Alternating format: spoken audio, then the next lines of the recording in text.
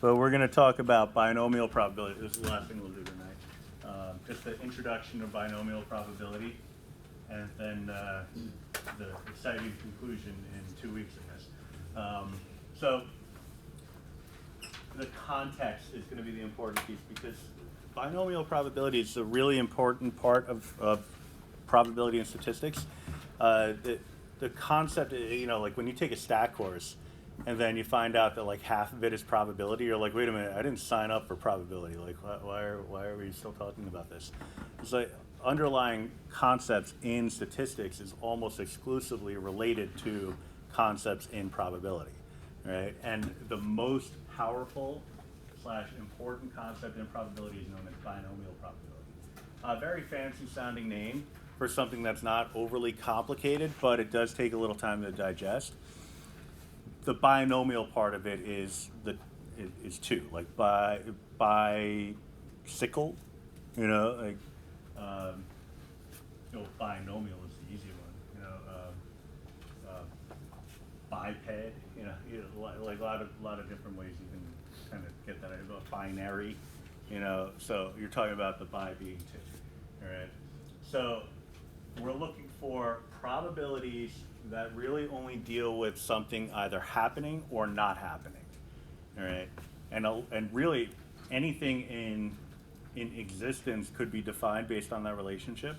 So when I was talking about a couple weeks ago, I think at this point, probability it'll rain versus not rain. You're like, one possibility is it's going to rain.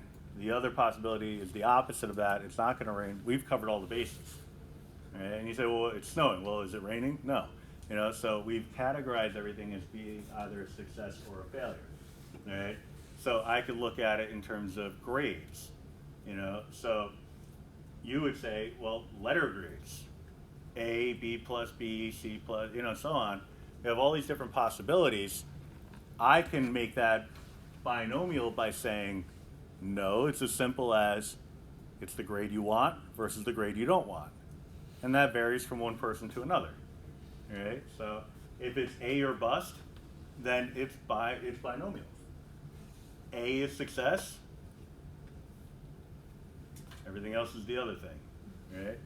So, but you may look at it and say, well, yeah, that's cute, that whole concept of an A, that's great. I only need to pass. And just while I'm talking about that, passing is different for everybody, but generally we're talking C or better for passing. Like technically the college calls a D passing, but only if you want to like torpedo your GPA and not be able to take the course over and remove that D from your GPA. Right? So like in a lot of ways, failing a course is better than taking a D, because if you get an F, then when you take the course over, you swap out the F still shows up, the letter shows up on your transcript, but it's not weighted into your GPA anymore. When you pass a course, you take it again, both grades are weighted into your GPA. So you could take, like, you get a D in a course, cool, you take it over again, you get an A. So that's the average of the two. So your D and A is now like a C, right? So like that's a different story. So for the purposes of just being as realistic as possible, any question that talks about passing versus failing, and I'll state it in the problem on a question, it's going to be C as the cutoff for passing. All right, D and F would be failing. All right, because that's honestly how you should think about it. All right, so that's one thing. You could look at it and say, okay, well, my passing and failing. You could also look at it and say, I need a B or better. Right, B or better is your success. Anything else is failure. All right, it's on your individual level. Binomial probabilities only apply if you meet these four conditions. Fixed number of trials, fixed probability, independent events, two outcomes. The two outcomes I just beat that to death, so I'm pretty sure we got that. The first three, they sound a lot more complicated than they are. The independent events is the one that really kind of throws people for a loop, because you would think it's really very complicated, but basically it goes hand in hand with the fixed probability. It's basically saying that your probabilities aren't going to change from trial to trial. All right, so whether you have success on one trial will not impact your level of success on another trial. Now, the real world works on a different level because there is the human effect.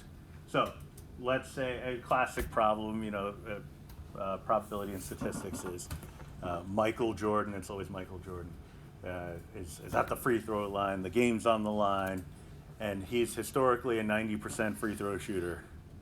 What is his probability of making the next free throw? Like the common sense tells you, well, game's on the line, right? Well, is this the game he had the flu? Like, how's he feel? Like, has it been a defensive struggle? Like, what are the conditions of the game? Like, is he injured? Like, what's going on here?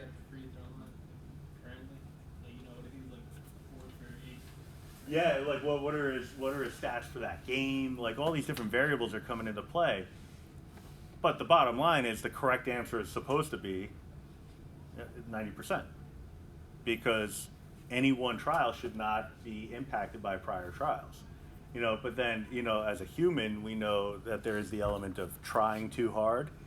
Well, I'm normally a 90% free throw shooter. I just missed the last 10 consecutive shots. All right, well, I better make this one. And then in doing so, you psych yourself out and you miss that one too, right? So it's not as simple as there's two sides of a coin. One is the heads, and that's your probability of success, 1 out of 2. But we have to treat it that way, otherwise we'd be staring at a problem that has no solution, all right? So that's where the gray area comes into play. We have to make certain assumptions, and that would be that whether the game's on the line, or it's a preseason game, Michael Jordan still has that same 90% chance of making a shot, which is or isn't true depending on how you think about things. Also, you get into the concept of, especially with sports, the coming due factor. Like the person who normally makes 90% of their free throws is, just missed 10 consecutive shots. Well, he's bound to make one of them. He's too good of a player. So what are his chances of making the next one? Well, it's probably better than 0.9 because he missed all those shots. He's due. I'm going to give him a 99% chance. No, it's still 0.9. You can't assume that there's any relationship between the two. All right. Same idea with questions on a quiz, multiple choice. If I guess choice A on the first question, one, it doesn't mean I can't choose choice A for subsequent questions, but we've all tackled those multiple choice questions with the wise ass teacher that makes all the answers the same choice, and then you're staring at it like, well, screw this up. All right, let me change a few of them just to mix it up a little bit, because there's no way they're all choice A. So you get inside your own head and you mess everything up, So you just took the 100 right out of your grade book. So that's another thing to keep in mind. So all of that stuff is somehow embedded in this one formula. But it's really the thinking that gets us to that formula to begin with. All right? So this formula has a shortcut approach that's built into the calculator, which in turn is very easy to perform, but getting the most out of it requires you to really try to internalize it. So number of trials, number of success, the probability of success on any one trial, probability of failure on any one trial. Right? So question number 1, bubble in an answer for each question on the pop quiz. So here's your pop quiz. Bubble in an answer for each question, and then indicate the number that you got correct. Right? So really do that.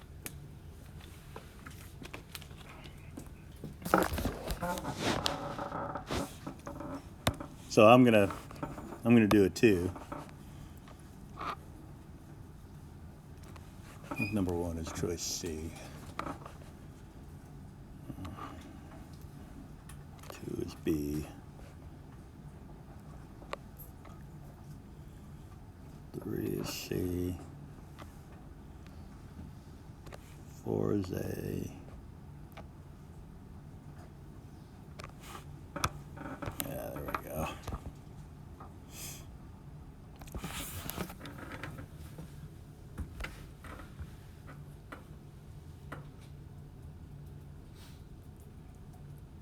All right, so I'll tell you what the right answers were in a second.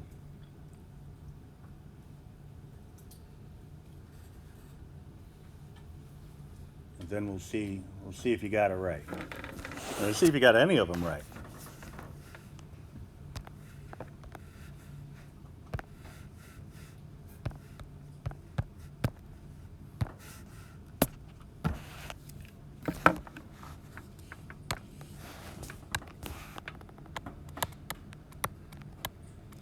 All right, so the answer to number 1 was A.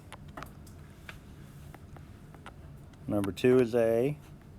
3 was C. 4 was D. And 5 was C.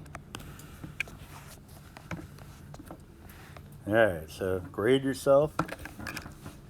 I got 1 wrong. 2 wrong. Oh, I got 1 right. Look at that.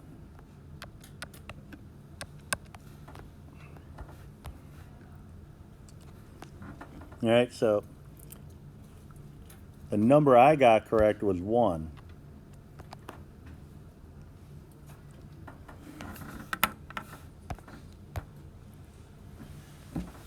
All right, so we'll just do it by a show of hands. Raise your hand if you got only 1 right. All right, so the same neighborhood. How about 2? All right, 3? Okay, 4? And 5. All right, so, you know, if you looked around, I mean, I have the grand view of everything. A whole lot for 1 correct, a whole lot for 2 correct, a little bit less for 3 correct. Was it like 2 or 3 people for 4 correct and nobody for 5 correct? All right, so we're looking at a skewed distribution, very skewed. A lot, less, and then a very, very minimal amount, right? Common sense tells you that, yeah, that's true. That's how it should be. Otherwise, we would never give multiple choice tests, quizzes, whatever, because people would be able to get a ton of things right just by guessing. We want you to get most of them wrong if you're guessing on all of them, because that would indicate that if you got most of them right, nature dictates that you should get most of them wrong by strictly doing it using randomization. If you get most of them right, it must mean that you didn't use randomization to determine your answer. You must have used some other approach. And so that's where I come in as a teacher. I look around the room to make sure you're not cheating. So now that I've eliminated cheating as a possibility, the only conclusion I could make is that you knew the material, all right? So that's the logic that goes into something like a multiple choice assessment, but it only works if you have a very small probability of being successful, only due to randomization. Now, you may not have realized that there was randomization involved when you were selecting your answers. I just had you select a bunch of different answers. Like when I was going through it, I was like, all right, well, C's the most common right answer. So let me get a couple of those in there. I threw in a B, and I threw an A and a D because I was like, I didn't want to have any choices feel left out. So I was like, let's just kind of spread the wealth a little bit. But I made sure that C was represented more frequently. And so I had a little scheme going into why I selected what I selected, but the calculator is what dictated the correct answers. So that's where the randomization came into play. Okay? So this is a truly completely randomized experiment. So we know that, yes, there are a fixed number of trials and a fixed probability. But that part of it, the part where it was random, allowed for independent events. Fixed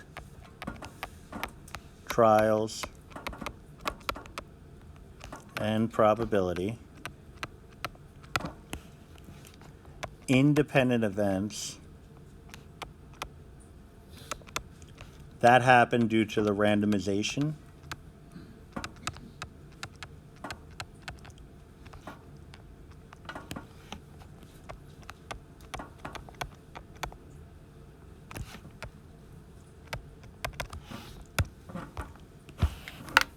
Now, we had all of our choices available to us, and selecting one choice really had no impact on whether we selected another choice.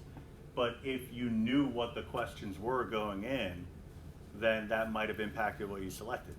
You know, so that actually knowing the answers, knowing questions, knowing the answers, knowing the information, that would have actually caused it to be dependent events, because now whether you select an answer is dependent on your knowledge of the material. So I removed that by incorporating randomization. All right. Wait, can you explain what's the difference between fixed probability and A fixed probability is a probability that doesn't change from trial to trial, because we had 4 choices in each case. It was always 1/4. But if it's like a choose your own adventure kind of thing, where if you answer one question, you move on to a different kind of question, then it could change up the probability of success. Yeah. So the probability of getting exactly 2 questions correct, right? So that's where things get interesting, because you look at it and say, oh, 2 questions, 2 out of the 4 questions or 5 questions correct. 2 out of 5? Yeah, but then I followed it up by saying, which 2? You know, so that's where the binomial probability formula comes into play. Next class, we're going to talk about where that formula came from, but for now, we're really just going to get into how you figure it out on the calculator. All right, so that nasty formula up there, the NCX,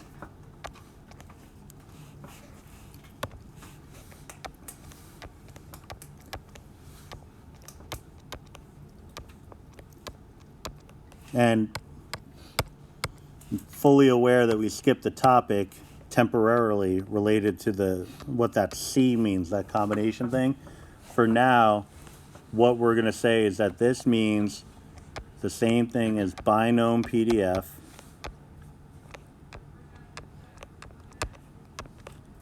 n comma p comma x. All right. And binom PDF, that function is in your second vars menu. All right. This is one of those things, like, after I show you where this formula came from, you'll be very appreciative of this technique, rather than the mean and standard deviation stuff that we did before, where I showed you the long way first and then said, oh, look how much easier it is. I'll show you the easy way first, and then we'll brace ourselves for the more intricate approach. But what we're going to do is type in second vars, and you just got to be careful. There's 2 options. One says binom PDF and one says binom CDF.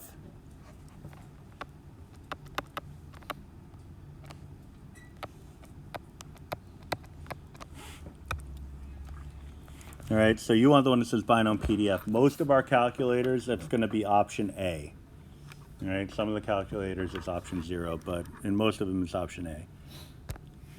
We're going to type in N, which is the number of trials. So I'll make a note of that.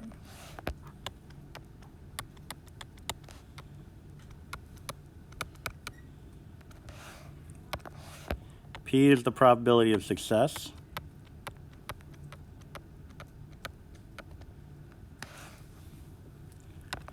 And X is the number of successes.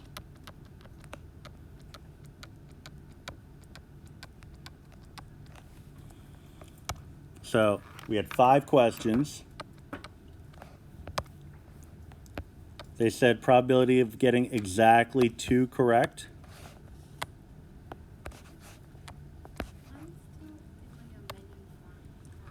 Oh, then it's going to be top to bottom, the same values I have here.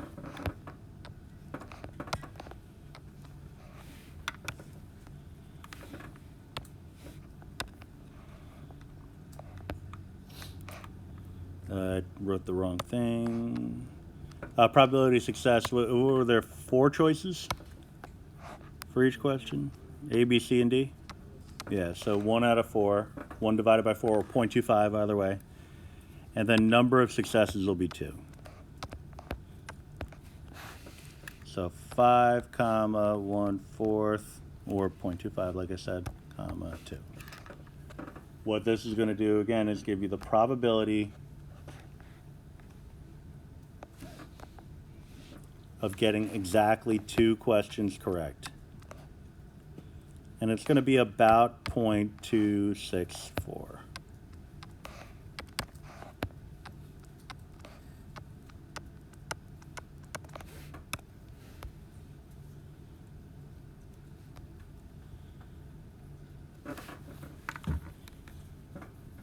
All right, so very quickly, we'll just crank out this table because all this is asking us to do is come up with, I mean, we did it by a show of hands, so we know generally what the probability should be in terms of like good versus bad. We had a lot of hands for the low numbers, and we had no hands for 5 out of 5. So all we're gonna do is repeat this calculation, just instead of a 2, because we got 2 is 0.264. We're going to repeat this calculation for the other values. So again, just to walk you through it, second VARs, binom PDF is option A. Number of trials is 5. Won't always be 5, it's just dependent on the situation. Probability of success on any given trial, number of successes. So probability of getting none of the questions right is about 0.237. Do it again. Again, second VARs, binom PDF, 5, comma, 0.25, comma, 1 this time. 0.3955, so 0.4. So actually the best probability is going to be getting exactly 1 question right. It looks like everything else is going to happen less frequently than that. But again, you could hit second enter to call up the previous computation and just crunch it out that way. 0.0879. So less than 10% of the time you're going to get 3 questions right.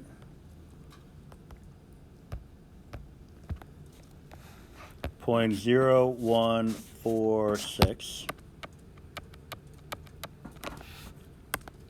So less than 2% of the time you're going to get 4 out of the 5 questions right.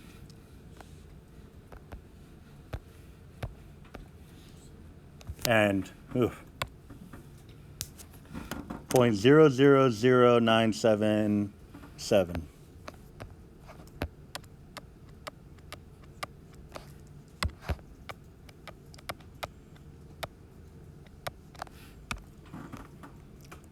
Not even a significant fraction of a percent would you expect to get them all right.